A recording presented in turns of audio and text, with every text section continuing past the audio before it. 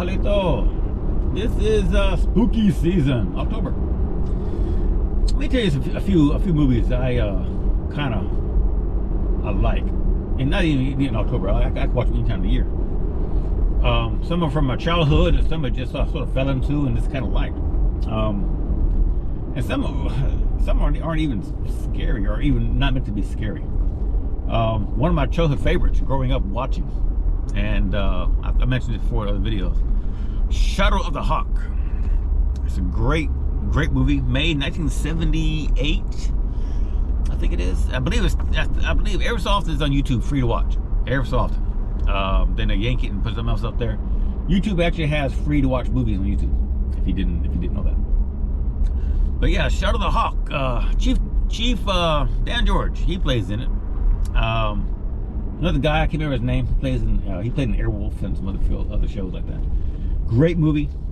And it's old, 1978, but just childhood movie. It used to scare the bejesus out of me.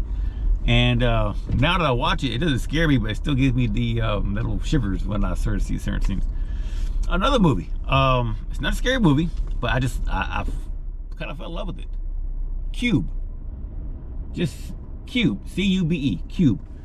Great show. Great. A lot of suspense. A type of movie that if you had a warehouse and probably about a month, you could film this movie yourself. Because the whole movie takes place in a cube, series of cubes that you go in and out of, try to find a way out of this, find the front door and everything. Great movie. Sometimes it's on YouTube, free to watch. Came out in 1990, 96, I think it was, 96, 95, somewhere in that time. Not really a scary movie, but I love the movie. It's a good movie. You'll probably like it too. Now, going into the horror genres. If you like sci-fi and you like horror, Event Horizon is horrific. Again, a great movie. I would love to see the director's cut. From what I hear, the director's cut has about 20 or 30 minutes extra footage added back into it, that they yanked out of it for the final release. The final release was rated R because it's graphic. It's graphic horror. I mean, it's space horror.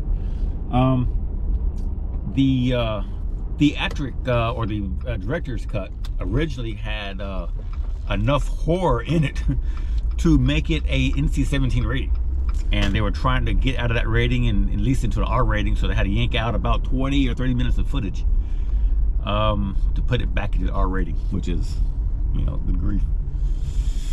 But yeah, Event Horizon, great movie. It came out like in 2000 something, early 2000s, I want to say, maybe 2000, something like that. Now another movie came out, two versions, book, Stephen King movie, It. The first movie with what came out 92 or something like that. You can skip it. It was a TV miniseries. It 2017 chapter 1, and 2019 I believe chapter 2 came out. What's his name? Played the clown. Played It. Skarsgård. Oh my goodness, that is a classic. To me, it's a new movie, but it is a good movie. Well filmed, well put together, well written. Stephen King actually plays a cameo in chapter 2. Yeah, It chapter 1, chapter 2. It might be on YouTube now, not free though. I think you got to pay $3-4 a month. That. Oh, let me think. What else? And go. You have your classic Hellraisers and your Friday the 13th and all that kind of stuff. But those movies there are ones that I really like a lot. Now there's a whole bunch of other movies out there I've seen that are like, man, that's a good movie. That's a horrifying movie. The Netflix series House on Haunted Hill. 10 episodes, very, very well made.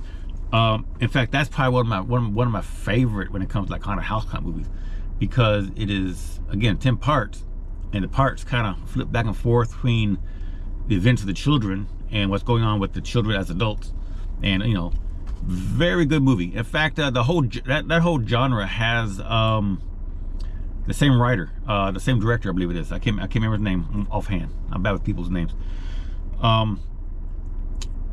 There's also, besides House of Haunted Hill, there's the House of Usher, There's Gerald's Game. There is oh man, what's that? It takes place in New England. Dang it! Once I remember, I'll stick it in the thing. But yeah, they have a whole genre of movies where often the same actors are brought in to play different roles. So you see the same actors all the time. They're great actors. I mean, same thing with that's the same thing that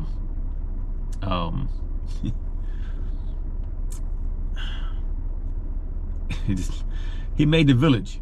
M. Night Shyamalan. He did the same thing. He did The Village. He does Lady in the Water, and often he'll bring actors and actresses in to recurring roles because he just likes to work with them. They're great actors, great actresses, and if they're good, bring them in. And so a lot of his movies, well, you see the same people kind of playing different roles, and often he'll have his own cameo somewhere in the film somewhere.